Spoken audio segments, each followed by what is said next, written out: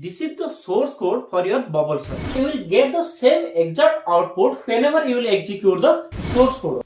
Hello students. So today we are going to start a new topic that is called sorting in data structure. And in that, these are the points that we are going to discuss today. So the first one is why we need to learn sorting. Then what is sorting? Then how many types of sortings are there? Next one is the different application areas of sorting. So where we are going to apply the sorting techniques. Okay. Then different sorting methods are there. That also we are going to discuss. Next one is the different sorting techniques are there, like your bubble sort, quick sorts, merge sort, selection sort. So basically different sorting techniques are there, out of which today we are going to discuss bubble sort. And in the bubble sort, first we will discuss what is bubble sort, then what are the advantage and disadvantage of bubble sort. Next, we will discuss the bubble sort technique with the help of one example. Then we will discuss time and space complexity of bubble sort. And in the time complexity, we will discuss the average case time complexity, best case time complexity, as well as the worst case time complexity. Okay. Next, we will discuss some interview based questions regarding your bubble sort. Okay. Now let's move to the first question, that is why we need to learn sorting. Now to answer this question, let me give you one situation so that you can better understand. Okay? So just imagine, in your contact list there are 1000 phone numbers are there, and right now you are in the hospital, but suddenly there will be an emergency. So what you will do? You need to call the doctor, right? But the problem is your contact list is not in sorted order. So can you just imagine that situation? Someone's life is in danger and you are scrolling down to find out the doctor's number, right? At that time you will feel the power of sorting. Yes or no? Now you may ask, sir, what if there are large amount of data elements are there? Suppose you will take the same example, that is 1000 phone numbers are there and I need to arrange them, I need to sort them. So how much time it will take to sort all the phone numbers? Obviously it will take lots of time. Yes, it will take lots of time. But what if I tell you, imagine the alternate situation, that you need to access those phone numbers 5 times in a day. Now just compare which one will take substantial amount of time, accessing these phone numbers from the unsorted contact list or to sort them. Obviously accessing those phone numbers. Now this is one of the application areas where we will apply the sorting techniques. So I hope you got the concept why you need to learn sorting. Now let's move to the second question, that is what is sorting? So sorting is a process to arrange all the data elements in a particular order. Now that data elements that can be of two types. So one is called your numeric type, and another one is called your lexicographical type. Now numeric means the number type. So what you can do? Either you can sort in ascending order or you can sort in descending order, right? And the lexicographical means the alphabetic order. So what you can do? Either you can sort in A to Z format or Z to A format, or according to the length of the given string. Okay. So this is your sorting. Next come to the types of sorting. So how many types of sorting are there? So basically there are two types of sorting. One is called your internal sorting, and another one is called your external sorting. Now internal sorting means the data elements that need to be sorted, that is present in the main memory. Now that is called your internal sorting. And if I'll give you one example, like your bubble sort, this is the example of your internal sorting. So the next one is the external sorting. So external sorting means the data elements that need to be sorted, that is present in the secondary storage. Now this is the concept of your external sorting. So if I'll give you one example, like your merge sort. So merge sort is the example of your external sorting. Okay. Now let's move to the fourth question, that is different application areas of sorting. So what are the different application areas? Let me discuss that one also. So these are the different application areas of sorting, like your uniqueness testing, deleting duplicates, frequency counting, efficient searching, reconstructing the original order, and finding a target pair. Okay, so you can take the screenshot also. So the next one is different sorting methods. So basically there are two types of sorting methods are there. One is called your comparison based, and another one is your non-comparison based. And in the comparison based, so basically we are taking a comparison operator like your bubble sort, selection sort, merge sort. So those are your comparison based sorting techniques. And non-comparison based means like your radix sort, counting sort. Those are your non-comparison based sorting techniques. Okay. Then your different sorting techniques, and we have already discussed about those things. So directly come to the bubble sort. Now what is bubble sort? So the basic idea of bubble sort is to pass through the files sequentially several number of times, and in each pass you need to compare each element with its successor.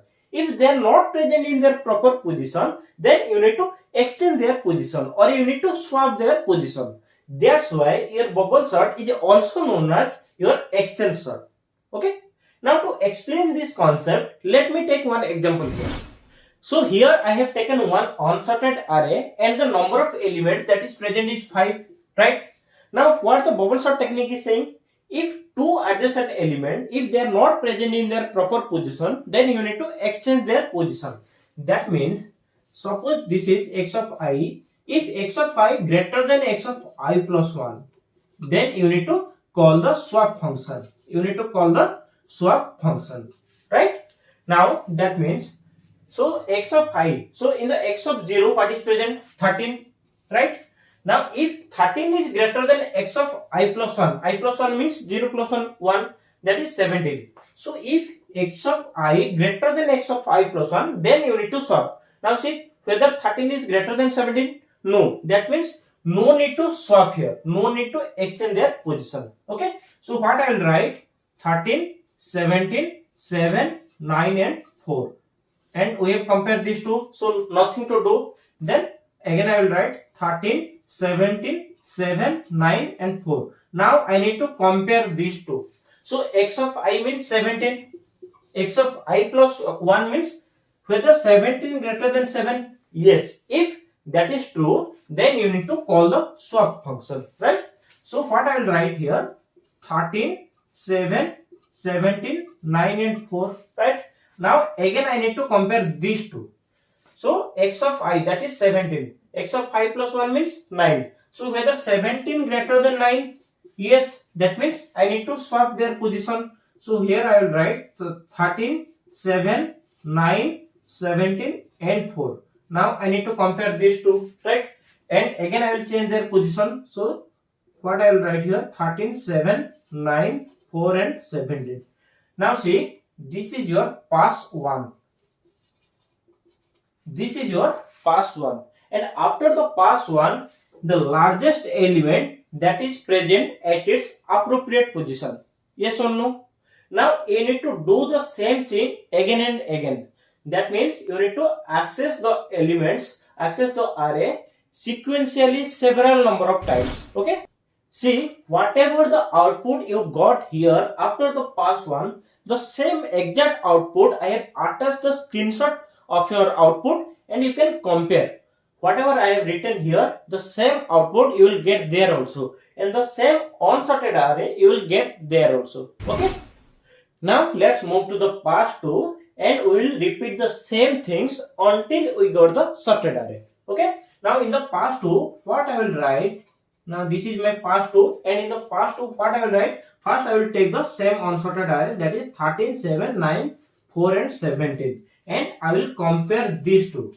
Now whether 13 greater than 7, yes, that means I will swap here. So after swapping 7, 13, 9, 4 and 17, then I need to compare these two, right? And here also I will perform the swapping. So after swapping 7, 9, 13, 4 and 17, then I need to compare these two, and here also I will perform the swapping. So after swapping 7, 9, 4, 13 and 17, here also I need to compare, but there will be no swapping, right? Now see, after the pass 2, this is the unsorted array that I will get, and 3 times I will perform the swapping operation and 1 time I will perform the no swapping operation, right? And you will get the same exact output whenever you will execute the source code also, right? And after pass 2, see, 2 elements are at their proper position. Yes or no? Then we need to move for the pass 3. So in the pass 3.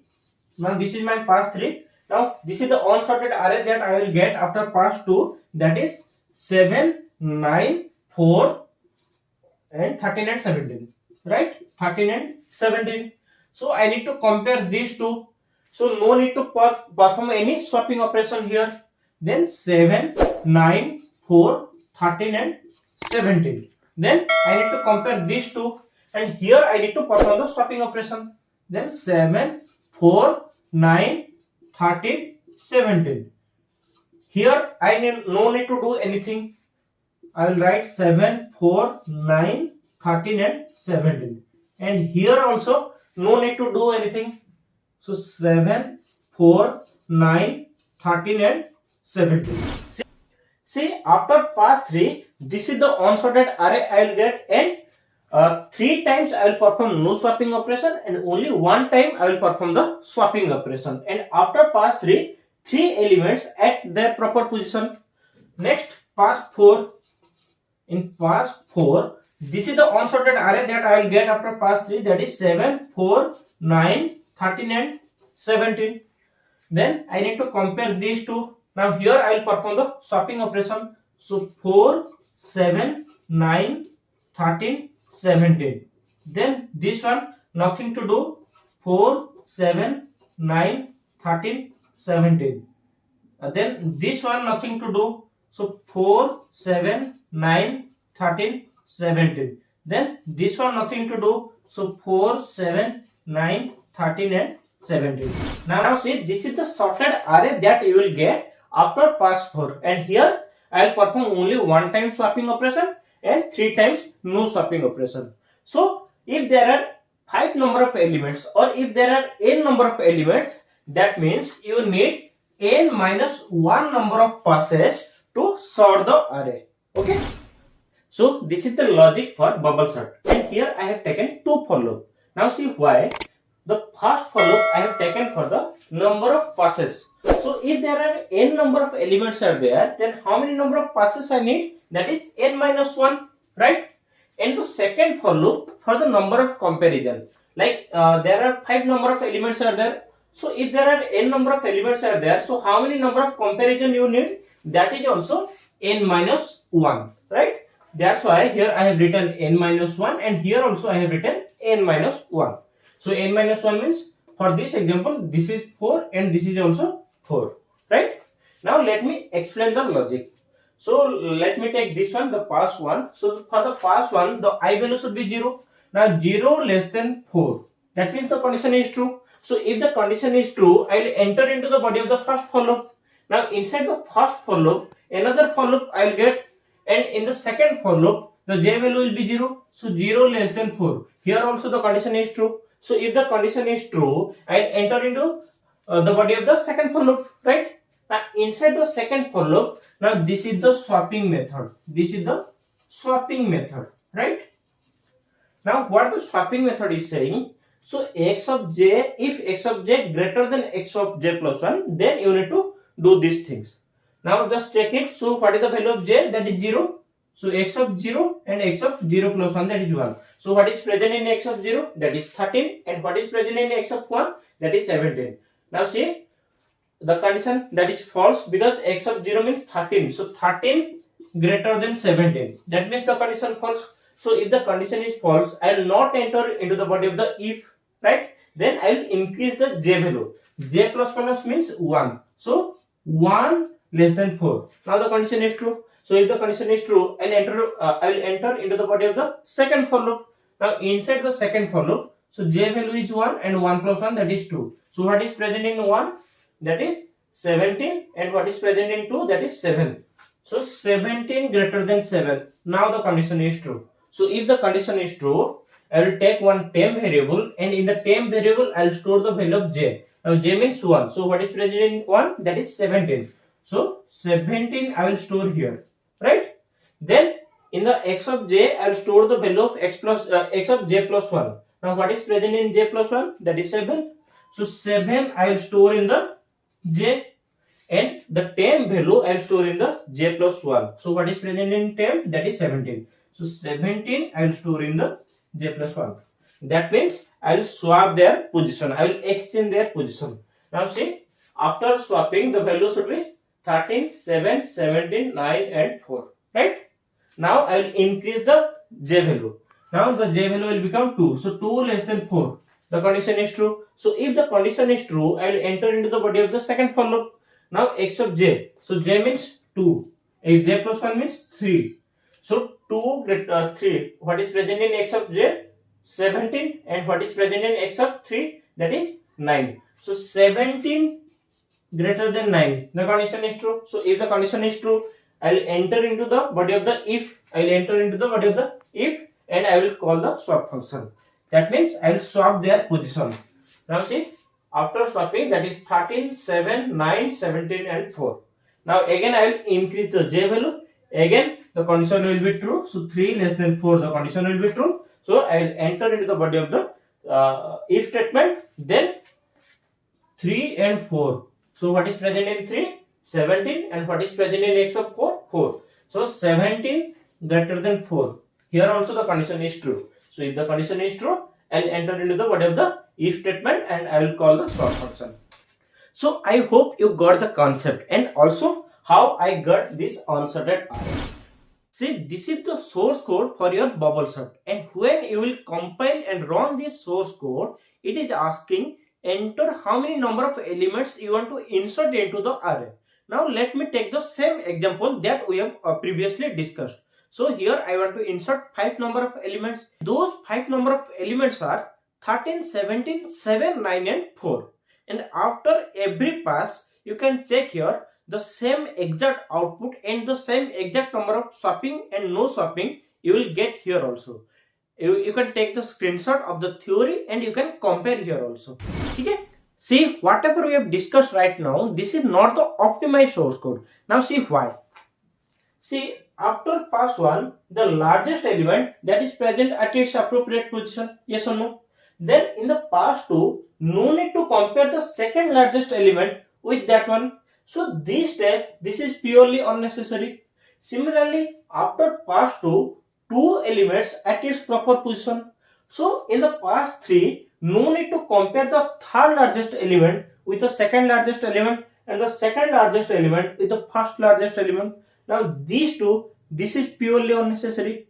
Similarly in pass 4 also you can see no swapping will be performed here, right? Now this is why this is not the optimized source code. Okay. Now how to make it an optimized code? So just check it. What I will do, instead of n minus 1 here in the second for loop, I will write n minus I minus 1. Okay. Now just consider the second pass. So for the second pass, the I value should be 1. So n minus 1 minus 1. So n value is 5. So 5 minus 1 minus 1, that is 3. Now see. So number of swap that you need or number of comparison here that you need, that is 3. Now this one is the unnecessary one, right? That's why here instead of writing n minus 1, what I will write? I will write n minus I minus 1. This is one scenario, but sometimes you will get something else. Some other scenario may occur. Now let me discuss that one also. Now see what I will do. I will consider the same unsorted array, but I will exchange the position of their elements. So what I will write here, I will write 13, 17, 4, 7 and 9. Now suppose this is the new array. Now I will apply the same bubble sort technique. So first I will compare these two. So there will be no swapping. That means I will write 13, 17, 4, 7 and 9. Then I will compare these two. Now see 13, 4, 17, 7 and 9. Right? Then I will compare these two. That is 13, 4, 7, 17 and 9. Then I will compare these two. So 13, 4, 7, 9 and 17. Now see, after the pass 1, the largest element that is present at its appropriate position. So this is your pass 1. So this is your P1, right? Now in the P2, what will happen? So I will compare these two, right? That is 4, 13, 7, 9 and 17. Then I will compare these two. So 4, 7, 13, 9 and 17. Then I will compare these two. So 4, 7, 9, 13 and 17. And no need to compare these two. I have already discussed. Now see, this is the P2 or pass 2. Now see, after pass 2, you will get your sorted array. So no need to go for the pass 3 or pass 4. So sometimes you may get such type of array. So at that time, no need to go for the next pass, that is pass 3 or pass 4, right? So what you will change in the source code so that you will able to stop that condition also. Okay. Now what I will do, here I will consider one flag bit, and I will take the value as 0. Okay. Then what I will do, I will write here flag as 1. Okay. Inside the if, I will write flag as 1. And after the end of the second for loop, here, that means this is the end of the second for loop. Now after the end of the second for loop, here I will write if flag equal to 0, then use the break. Use break. That means if there will be no swapping, then no need to go for the next pass. Okay. So this is the optimized source code for bubble sort. Okay. Now let's discuss about the time complexity, space complexity, as well as the advantage and disadvantage. Okay. So for the time complexity, so how many number of for loops we are taking? That is 2. So one is for number of pass, right? Number of pass, and that is n minus 1. And another one is for number of comparison, right? That is also n minus 1. So that's why your average case time complexity as well as worst case time complexity, that is order of n square. Order of n square, that is n minus 1 into n minus 1, and this is the constant part. That's why order of n square. But for the best case, suppose the array is already in sorted form. So what you need? Only you need to compare. For one times you need only one number of passes, and for number of comparison you need n minus 1. So that's why for best case your time complexity will be order of n, and for the space complexity, that is order of 1. Why? Because you need only one extra space for the temporary variable. Rather than that, you don't need any extra space. That's why your space complexity, that is order of 1. Okay. So these are the advantage and disadvantage of your bubble sort. Now what are the advantages? So the first advantage is bubble sort is very easy to understand, as well as it is very easy to implement also. Okay. Then the next advantage is it does not require any additional memory space, as we have already discussed in the space complexity. The space complexity for bubble sort is order of 1. Then the disadvantage is it is the time complexity, that is order of n square for the average case as well as for the worst case, which makes it very slow for the large data set. Okay. Then bubble sort is a comparison based sorting algorithm. That means it needs a comparison operator. So sometimes it may slow down the efficiency in certain cases. Okay. So these are the advantage and disadvantages.